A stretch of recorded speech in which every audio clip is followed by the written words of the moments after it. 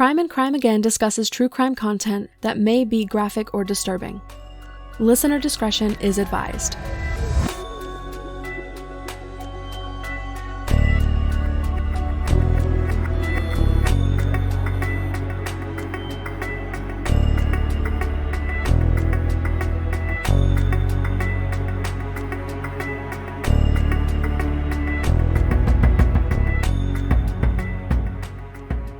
This episode includes discussion of topics that may be triggering, such as domestic violence, sexual exploitation and assault of minors, alcohol and drug addiction, self-harm, and the murder of a child. To better understand what I mean when I say that the entire system failed Tina Fontaine before she ever even walked this earth, we need to take a look back at how that same system failed her mother. Tina's mother, Valentina Duck, grew up on the Bloodvein First Nation, about 4 hours north of Winnipeg. Valentina's circumstances were brought to the attention of Child and Family Services when she was around 6 years old. Her mother battled with addiction and had a history of being involved in abusive and violent relationships. On numerous occasions, Valentina was removed from her mother's home and then later returned to her. At 10 years old, however, she was permanently removed from her mother's custody. In 1994, at just 12 years old, Valentina had developed a habit of running away from her foster homes, and she had also fallen into a struggle with substance abuse.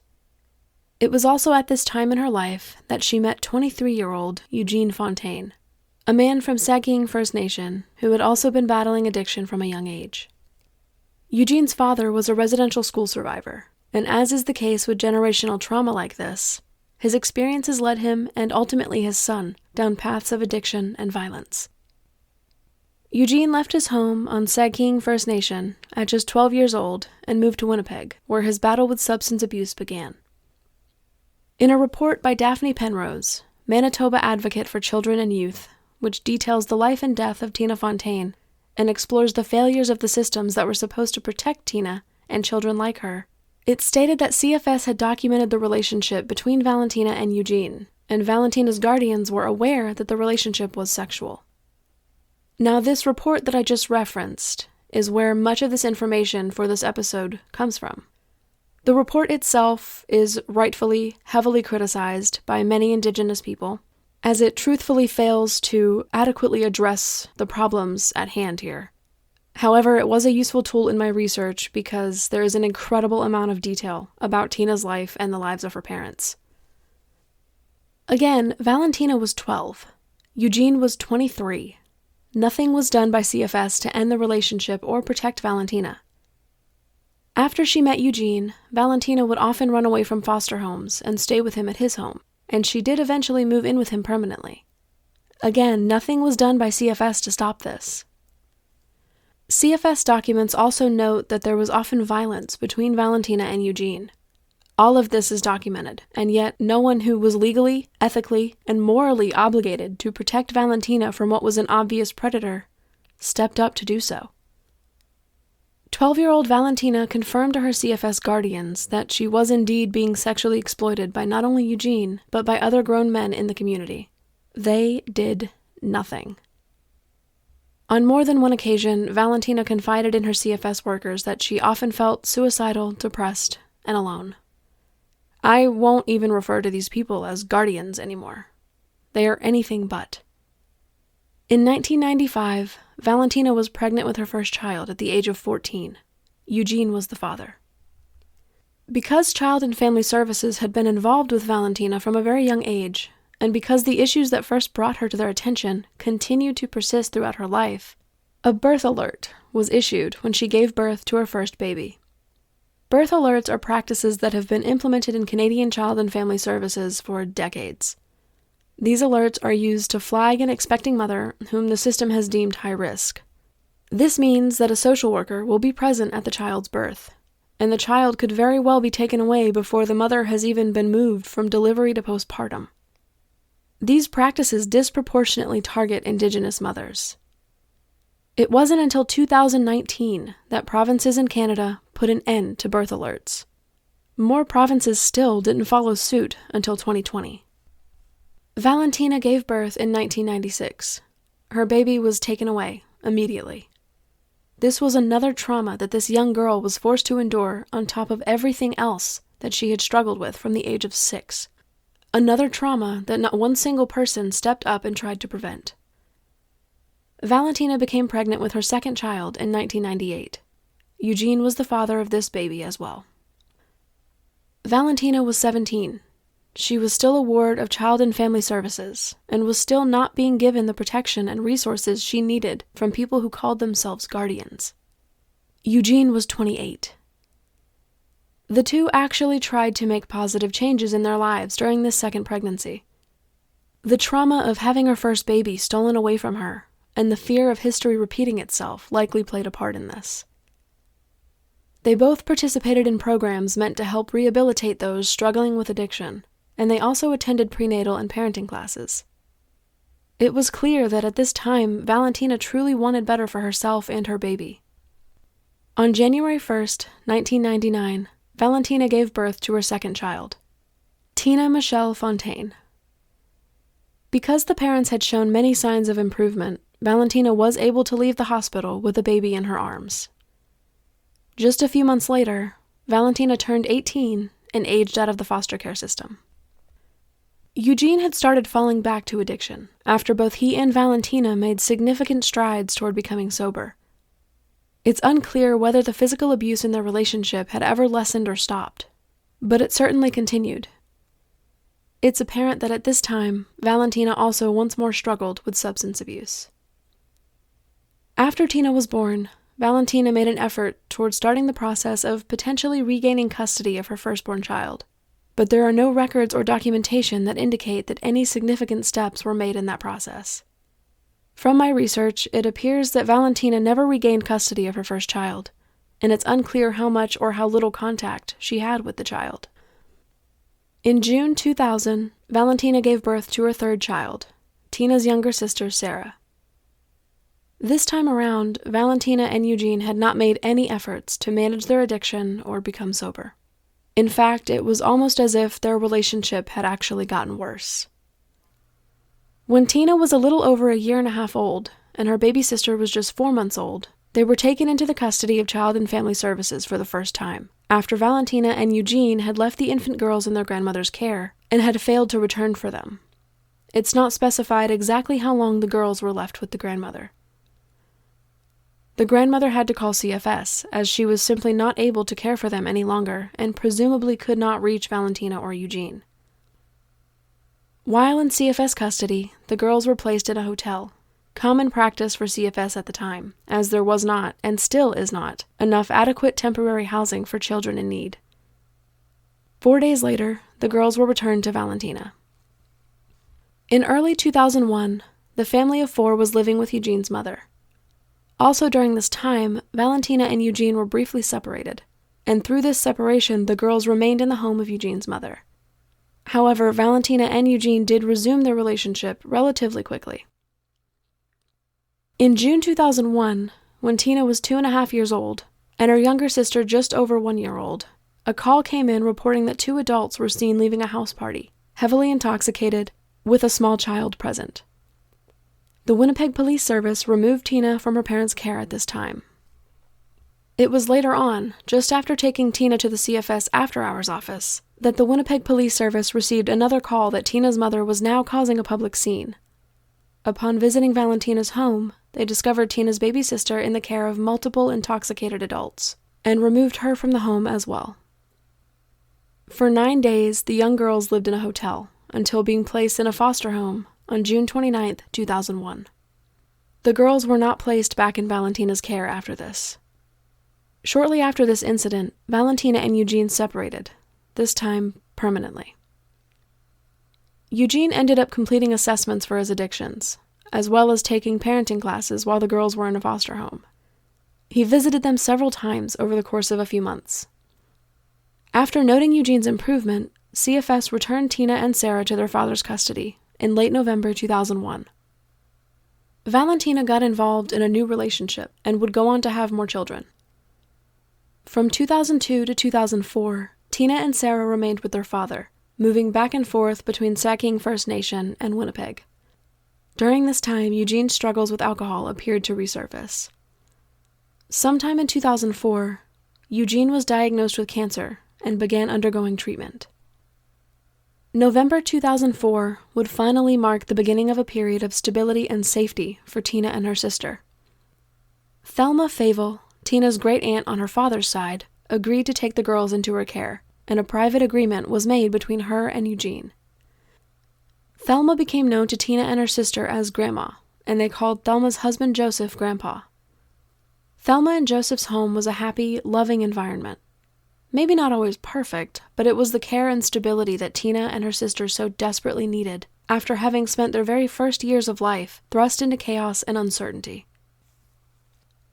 Eugene still presented a potential issue to this newfound stability in Tina's life. In December 2004, Thelma requested that CFS place Tina and her sister formally under their care, as she had concerns that Eugene would try to take them back. On November 30th, he had come to Thelma's house incredibly drunk and demanding that she return the girls to him. Thelma noted that Eugene appeared to have been in some sort of fight and was noticeably injured.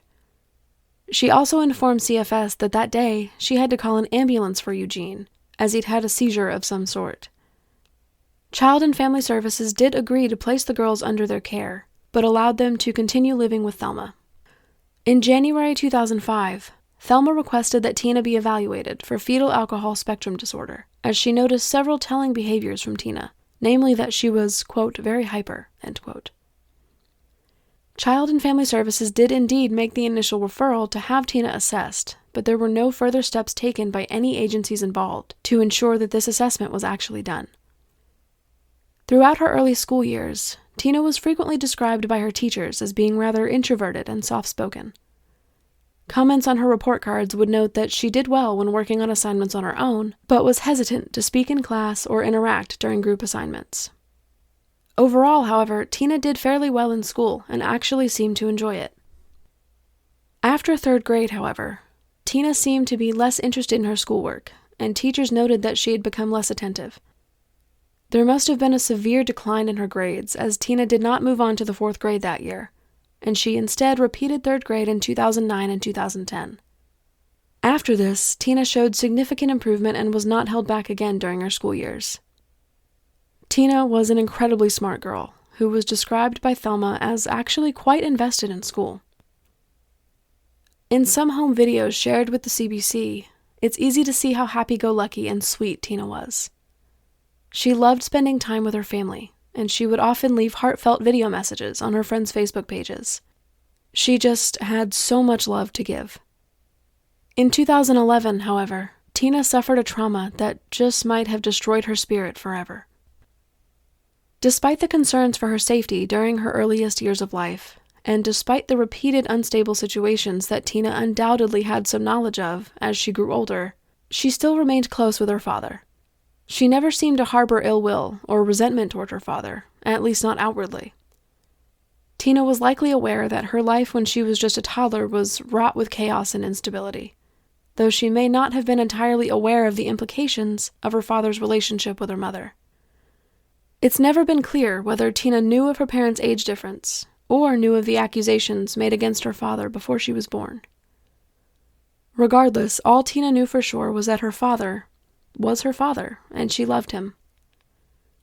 Eugene frequently visited Thelma's home for Sunday dinners, and overall, he was well involved in Tina and her sister's lives. In October 2011, when Tina was just 12 years old, her father was involved in a violent altercation that left him with severe head injuries that he ultimately succumbed to. Eugene's death was a tremendously heavy blow for Tina that she never recovered from, that she never got the chance to recover from. Tina withdrew into herself, and Thelma was aware that she had also started partaking in the use of cannabis. Up to this point, Thelma had never noticed any signs throughout Tina's adolescence that she had ever experimented with any substances. Tina spoke often of how much she missed her father. On the day of Eugene's funeral in 2011, Tina received a call from her mother. It was the first time that Tina and her sister had spoken to their mother since 2004.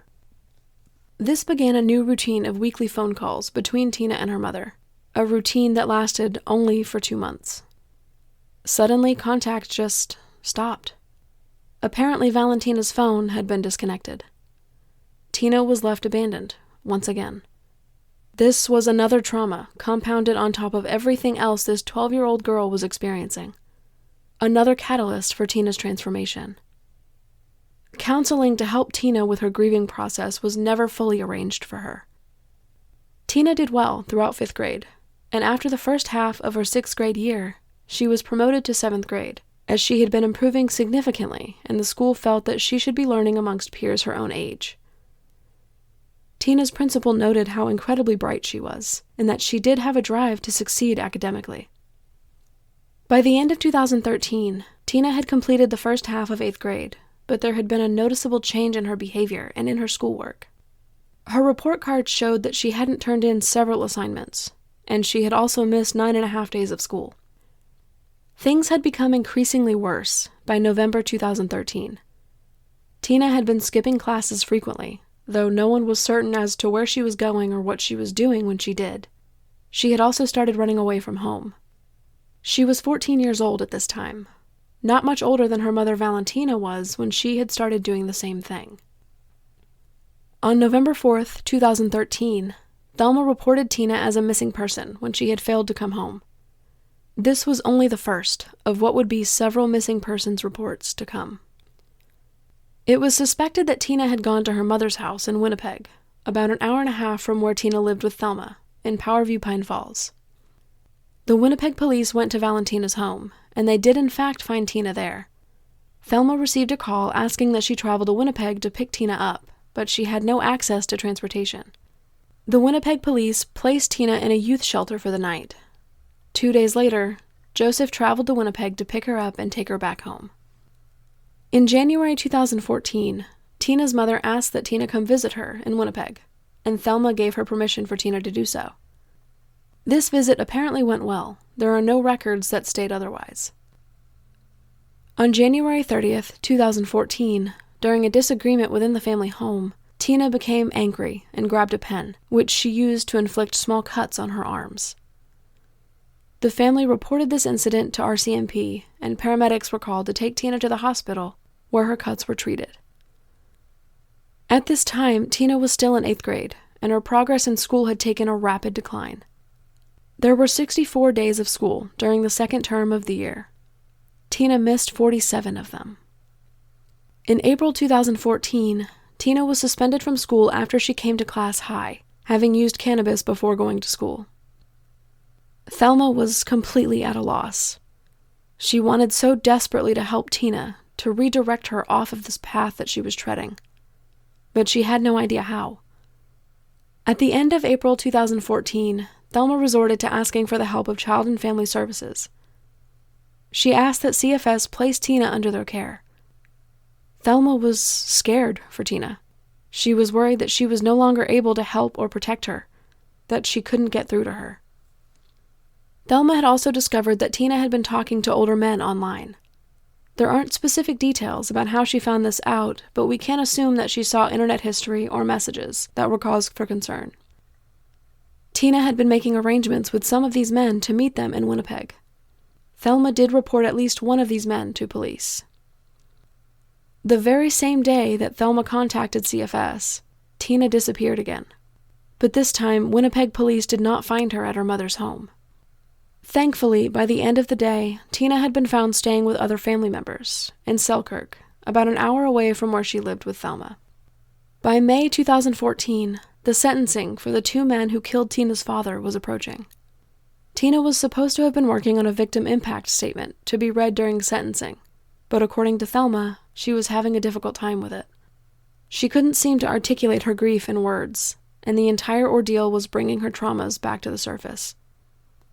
Up to this point, no agencies involved in Tina's life, or in the events after her father's death, had arranged any counseling for Tina. In June 2014, CFS did refer Tina to counseling services. However, these services were only available in Winnipeg and another city that was not within a reasonable traveling distance for Tina. This made the counseling inaccessible for Tina. She nor Thelma had reliable transportation, and CFS made no efforts to provide more accessible resources for Tina. By the end of June 2014, Tina had asked Thelma if she could arrange another visit to her mother in Winnipeg. Because the first visit months before had gone so well, Thelma had no objections. So in early July 2014, Tina made the trip from Powerview Pine Falls to Winnipeg for her much-anticipated visit with her mother. She was only supposed to stay for 1 week. Thelma had given her $50 and a calling card for the trip. It was the last time that she saw Tina alive. In an interview, Thelma said, quote, "The girl that walked out of here kissing me goodbye said, 'I'll see you in a week, ma'am.' I never heard from her again." End quote. On July 10th, 2014, Thelma made a call to Child and Family Services. Tina had not returned home as she had agreed to. Her concerns worsened when she received a message on Facebook from Tina's boyfriend. He told Thelma that Valentina was partaking in the use of crack cocaine, and that Tina was doing so with her. He also informed Thelma that he believed Tina was being sexually exploited and assaulted by older men. During her visit, Tina had apparently been texting her sister, and at one point she sent her sister a picture of herself with a black eye. Tina told her sister that Valentina had assaulted her. The pictures had since been deleted from her sister's phone, so the involved agencies couldn't see them for themselves. There was far less urgency in this situation than there should have been, and the agencies involved claimed that that was because despite Tina's upbringing for the last several years in Thelma's home, Valentina was still technically the legal guardian of her daughter, despite the fact that by this time, all of Valentina's children had been removed from her home. On the evening of July 10th, 2014, after-hours workers from Child and Family Services visited Valentina's home in Winnipeg, hoping to locate Tina. Upon their arrival, they learned from a neighbor that Valentina had recently been evicted. On July 17th, 2014, the Winnipeg police received a call about a young girl screaming for help while an older man dragged her through the street by her arm. It was Tina. Winnipeg police arrived on the scene and found that both Tina and the 18-year-old man were quite intoxicated. Tina was taken to a youth detox center, where it was discovered that her blood alcohol content was 0.109. She admitted to nurses that she had consumed anywhere from 15 to 20 beers and had, quote, chugged a liter of some other alcohol. On top of that, she informed nurses that she was also high on pills. She went on to say that she used cannabis on a frequent, perhaps daily basis, and that was also contributing to her intoxication. Initially, Tina denied having any kind of sexual relationship with the 18-year-old man she was found with. She did eventually admit that he was in fact her boyfriend, and they were having a sexual relationship. There was no further investigation into how Tina obtained the alcohol or pills, or why she was being physically assaulted by an adult man who should not have been in any kind of relationship with a 15-year-old girl. Tina was discharged from the detox center the same day that she was admitted. There had been no arrangements made for where Tina was going to stay or who was going to pick her up after she was discharged. As a result, CFS placed Tina in a motel room, just as they had done when she was an infant. The next day, CFS was informed that Tina had left her motel room and could not be located. She was missing, again. Agencies that are supposed to protect children apparently have no actual regard for their well-being. They placed Tina in a motel with no further monitoring, assessment, or questioning. When Winnipeg police contacted Valentina, she stated that she didn't know where Tina was. Thelma didn't know where she was either.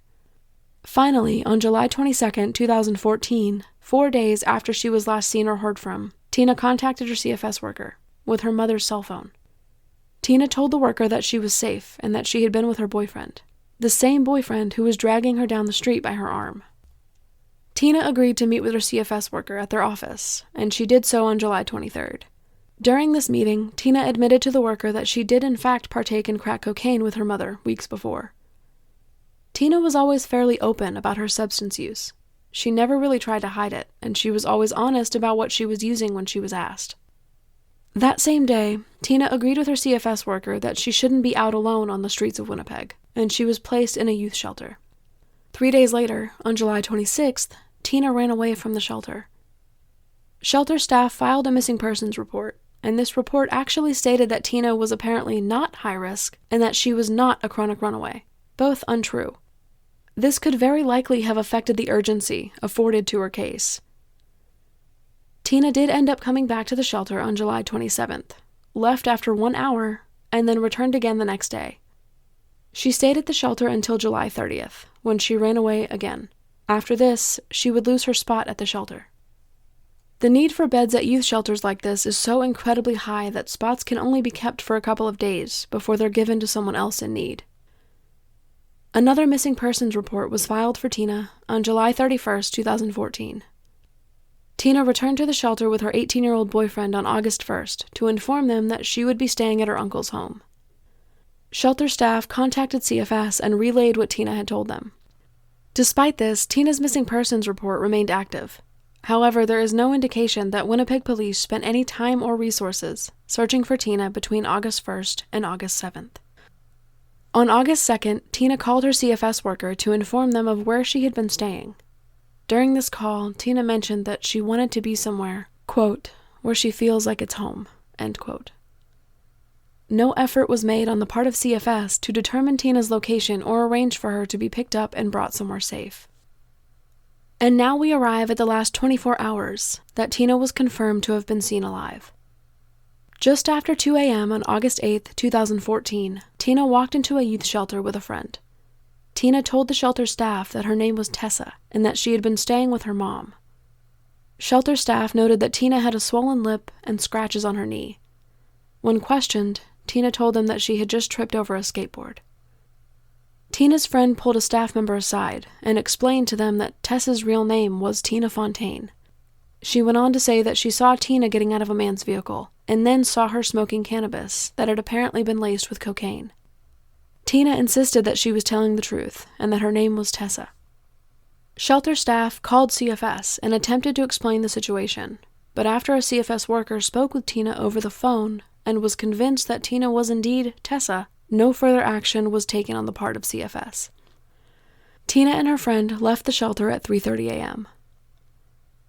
At 5:15 a.m., on August 8, 2014, the Winnipeg police pulled over a truck driven by an older man. His only passenger was a teenage girl, Tina. The man driving the truck actually had a suspended license, and as a result he was taken into custody. Tina once again told the officers that her name was Tessa, before finally being honest and giving them her real name.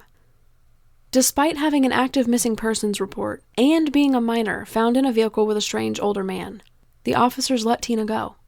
No offer to take her somewhere safe, no offer to contact a family member. They let this 15-year-old girl walk away into the darkness of the early morning, alone. More than 4 hours later, at 9:55 a.m., security cameras captured Tina in a parking structure, several miles away from where she was pulled over in the truck. She was absolutely exhausted, stumbling, struggling to keep herself upright. The footage captured her lying on the ground and passing out between two cars. Soon after this, a security guard found Tina and was unable to wake the young girl. She noted that Tina was apparently not fully clothed from the waist down. Immediately, the guard called for an ambulance. Paramedics arrived and were able to get Tina to wake up. According to doctors at the Health Sciences Center who examined her just after 11 a.m., Tina was disoriented and confused, uncertain about where she was. She had blisters and burns on her lips. Tina told doctors that she had been with an older man and that she had consumed alcohol and used cannabis and pills. Testing revealed that Tina had cannabinoids, amphetamines, and cocaine metabolite in her system. When questioned about potential sexual activity or assault, Tina denied having had any sexual relations with anyone, denied having been sexually assaulted or exploited, and refused to be examined or tested for sexually transmitted infections. Tina was discharged from the hospital without further inquiry into what had happened to her. A child and family services worker arrived at the hospital when Tina was discharged, and after they left, she took Tina to McDonald's.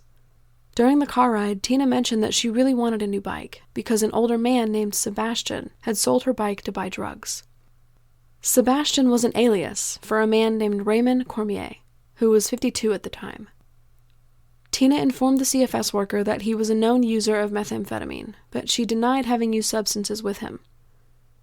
There were no available spots at any youth shelters, so CFS resorted to putting Tina under an emergency placement in a hotel. Around 5 p.m. that day, Tina arrived at the Best Western Charterhouse Hotel in downtown Winnipeg with her CFS worker. When they arrived, Tina mentioned wanting to go meet up with some of her friends at a place called Portage Place Shopping Center. This was a known spot for sexual exploitation and drug dealing. The CFS worker says that she tried to convince Tina to stay at the hotel and rest, but Tina insisted that she wanted to go and that she would come back to the hotel before midnight. The CFS worker said that despite her efforts to persuade Tina to remain in the safety of the hotel, there was, quote, no way to physically prevent her from leaving, end quote. The CFS worker left the hotel, and a care worker, who was contracted with CFS, was left to supervise Tina. Shortly after arriving, Tina left the hotel and did not return. On August 9, 2014, another missing persons report was filed for Tina, and Winnipeg police issued a BOLO. On August 11th, Winnipeg police received an anonymous tip that a witness had seen Tina around 4 a.m. on August 9th, walking down the street with an older man. Another anonymous witness contacted police on August 14th, stating that they had seen Tina leaving a house in Winnipeg and that they were fairly certain she was being sexually exploited. When Valentina was contacted and questioned about her daughter's whereabouts, she stated that she hadn't spoken to Tina in at least 2 weeks. On August 15th, another witness corroborated previous statements about Tina having been seen with one or more older men on the night of August 9th, the day after she left the hotel. None of Tina's family members had any idea where she was or where she could be, and efforts to locate Tina at multiple potential addresses were unsuccessful. Tina had been missing for 8 days. This was the longest period of time that she had ever been missing. On August 17th, 2014, Tina Fontaine's body was recovered from the Red River in Winnipeg. She was wrapped in a duvet cover and weighed down with rocks. Tina was only 72 pounds at the time of her death. To this day, very few details about her cause of death or toxicology report have been released. The only information that I have found regarding autopsy or toxicology is that there was cannabis detected in her system after her death. Her cause of death remains undetermined. On October 1st, 2014, authorities arrested 52-year-old Raymond Cormier in connection with Tina's murder. This was the man Tina had mentioned to her CFS worker before she was dropped off at the hotel in Winnipeg. The man who she said had sold her bike to buy drugs. Cormier had only known Tina through her 18-year-old boyfriend, and had just met her weeks prior. In a 2014 interrogation video, after his initial arrest, Cormier is visibly out of it, probably high, leaning to the side with his head against the wall. He answers questions but never moves to look up when he speaks. His weary gaze is trained on the floor while he struggles to get his words out without slurring. He even dozes off a few times during the interrogation. Quote, she's just yelling and screaming, and I'm yelling and screaming, and she said something, and I got pissed off and threw her weed at her feet, and then gone, end quote. This was his response when asked about the last time he saw Tina. He continued, quote, and I went back to Sarah's, and then I didn't think anything of it. She was gone, bump into her the next time, but that's not what happened, end quote. Cormier was unable to describe a clear, concise timeline of the days after he last saw Tina. Quote, the next day, or the day after, or 3 days, I can't remember exactly when or the time there, but in the paper there, somebody read it in the paper that she was murdered, end quote. Throughout the interrogation, there are points where Cormier becomes angry, shouting at the officers that he had nothing to do with Tina's death. During further questioning, Cormier claims that he wanted to have sex with Tina upon meeting her, but insists that it never happened. Cormier wasn't charged with Tina's murder that day. He was, however, taken into custody on several other outstanding warrants. He remained in jail on these charges until July 2015. On December 8, 2015, just over a year after Tina was found, authorities once again arrested and charged 53-year-old Raymond Cormier, aka Sebastian, with her murder. Cormier had 92 prior convictions at the time of his arrest, all throughout Canada. The initial report stated that he was being charged with second-degree murder. One of the officers who initially interviewed Cormier in 2014 confirmed that Cormier's apartment had been bugged, and it was after that he was arrested again. Raymond Cormier's trial began on January 29, 2018. Among those who testified were the former police officers who pulled Tina over with an older man in a truck at 5 a.m. on the day she was last seen. Sergeant Shauna Newfield, who was the supervisor of the Winnipeg Police Missing Persons Unit at the time, confirmed that Tina did have an active missing persons report at the time she was pulled over by these officers. One of the officers took partial responsibility for their mistake, stating, quote, "At the time, my recruit was quite new. I could have done a better job of overseeing him," end quote. One witness testified that he saw Tina arguing with Cormier because he had sold her bike to buy drugs, corroborating Tina's statement to her CFS worker the day she was last seen. Friends of Cormier's alleged that he did own a duvet cover like the one Tina was found in. This duvet cover was apparently unique and only sold at Costco. Only 100 had been purchased in Winnipeg at the time of Tina's death. It was also discovered that just days before Tina disappeared for the last time, she made a call to 911 to report a stolen truck. In the call, she told the dispatcher that it was stolen by her friend, Sebastian. Cormier never took the stand at his own trial.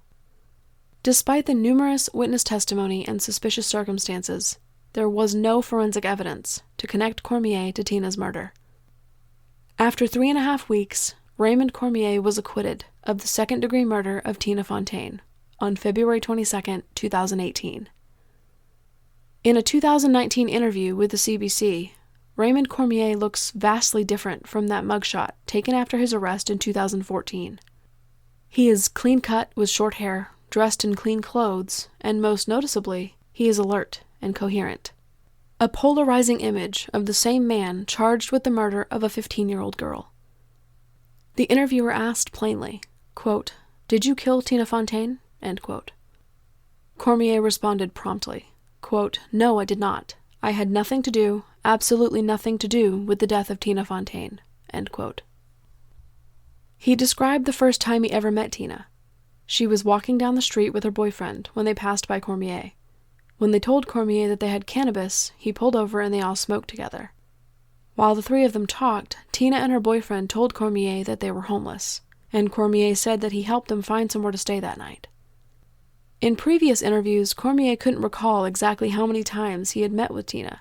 He is quoted having said 5, 6, 7 times, no more than 10. In this interview with the CBC, he says confidently, quote, 4 times I met Tina, end quote. He denied having ever hung out with Tina, explaining, quote, "When you use the word that I was hanging out with Tina, that's wrong," end quote, shaking his head. He continued, quote, "I bumped into Tina and Cody 3 times. That's not hanging around with anybody. Hanging around with somebody is when you go downtown and somebody's hanging around in front of the mall and you start hanging around with them, smoking dope with them and drinking beer with them. That's hanging around with somebody," end quote. Tina had told the CFS worker who dropped her off at the hotel on August 8th that she was hanging out with an older known meth user and that they would quote-unquote just chill. At one point, Tina visited Cormier at a house where he was staying after her boyfriend left Winnipeg. Cormier told the interviewer about that day, quote, "I answered the door and it was Tina. She saw me, she ran into my arms, started crying," end quote. He then discussed the thoughts he was having about Tina at the time. Trigger warning for pedophilic content here. Quote, "I thought in my own head, in my own skin, that Cody's gone to the reservation, and she comes here, she wants to play. That's what I assumed," end quote. If you're a 52-year-old man making that assumption about a 15-year-old girl, that she wants to have sexual contact with you, you are a pedophile. There should be no assumptions of that nature. She was 15. He then mentioned that, quote, 16 is a young woman, according to the law, end quote. The age of consent in Canada is 16. However, to even mention that when you're being asked why you were spending time with or having any sort of sexual thoughts about a 15-year-old, you are a pedophile. He was blatantly justifying his sexual attraction to an underage girl. Cormier claimed during this interview that upon meeting Tina, he suggested to her that if she was old enough to be involved in an adult relationship, he was all for it. So he was indulging in those thoughts before he was even certain of her age, after he had already admitted that he thought she looked young. During the closing statements of the trial, prosecutors quoted evidence gathered from the wiretap that had been placed in Cormier's apartment, stating that Cormier himself said that he had sex with Tina on more than one occasion. When the interviewer asked, quote, "Did you have sex with Tina Fontaine?" end quote, Cormier becomes jumpy. He responds, quote, "I never had sex with Tina. Not once. Nothing. Nothing. I thought we were going to have a sexual relationship." End quote. At this point, he began to stumble over his words, talking more quickly. Cormier insists that the last time he ever saw Tina Fontaine was when she visited him on August 6th, 2014, 2 days before she was pulled over, found passed out in a parking structure, taken to the hospital, and then dropped off at a downtown hotel. A police officer who transcribed the recordings noted some of the things that Cormier may have said but were difficult to make out. Things such as, quote, "You ever been haunted by something? It's right on the shore, so what do? Threw her in. I did Tina. Fucking supposed to be legal and only 15. End quote. When the interviewer read off these quotes, Cormier admits to saying those things, but emphasizes that the key to those statements is all of the words that can't be heard. The longer the interview goes on, the more evasive and jumpy Cormier becomes. His sentences become jumbled, he cuts himself off, and vigorously shakes his head. When the interviewer asked him about the duvet cover, and how it was a huge factor in the prosecution's case, he became visibly uncomfortable and almost slightly agitated. Cormier has always denied providing Tina with anything other than cannabis. He denies giving her cocaine or methamphetamine. Keep in mind, Tina visited Cormier on August 6th, and she tested positive for amphetamines less than 48 hours later. After his acquittal, Raymond Cormier left Manitoba. Tina's case remains open, but authorities have stated that they are not actively pursuing any suspects. Tina's murder sparked a national inquiry into the epidemic of missing and murdered Indigenous women and girls in Canada. After Tina was recovered from the Red River, the Canadian Human Rights Commission requested an inquiry into this ever-growing problem. In 2016, the Canadian government launched the National Inquiry into Missing and Murdered Indigenous Women and Girls. Many Indigenous communities have rightfully been skeptical about this inquiry, concerned that though they may effectively gather statistics, what will they do to actually solve the problem? And frankly, nothing truly has been done. We have all of the numbers. We know that Indigenous women face higher rates of violence than non-Indigenous women. We know that the actual numbers of missing Indigenous women could be completely incorrect, because so many Indigenous women are misreported as being another race, or simply not reported missing at all. We know all of this. The government knows all of this. So what are they going to do about it? Tina's death was the reason behind the creation of Drag the Red, an organization that advocates for more thorough investigation of the Red River in the search for so many missing Indigenous people. The formation of the Bear Clan also began after the tragedy of Tina's death. Bear Clan patrols Winnipeg, offering help to those in need and offering protection to the vulnerable, with a focus on Indigenous communities. Tina Fontaine was failed, over and over again. The Canadian government and child welfare services failed her before she ever even walked this earth.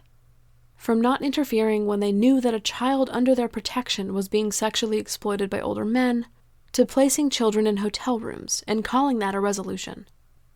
The system that was supposed to help Tina, to protect her, and so many Indigenous people like her, was built upon multiple generations of abuse and exploitation of Indigenous people, ignoring their plight, pretending to acknowledge any of the problems that the system itself created, and then not doing anything at all to mend the broken system that they have contributed to and benefited from. We have all of the numbers, all of the statistics. Now, we want a resolution. We want justice. If you enjoy the show, please do consider leaving a rating and a review on Apple Podcasts, as it really helps out with the visibility of the show. If you don't listen on Apple Podcasts but you would still like to leave a review, you can do that on Podchaser by searching Crime and Crime Again. I will also link it in the show notes. If you'd like to show monetary support for the show, you can do so on Buy Me a Coffee, where you can make a one-time donation less than the price of 1 cup of coffee. I will also leave that link in the show notes. You can follow the podcast on Twitter at CrimeAgainPod, Instagram at CrimeAgainPodcast, on Facebook, Crime and Crime Again Podcast, and on TikTok at Crime Again Podcast. There is also a Facebook discussion group, which I will link in the show notes. Thank you so much for listening, and I'll see you in the next episode of Crime and Crime Again.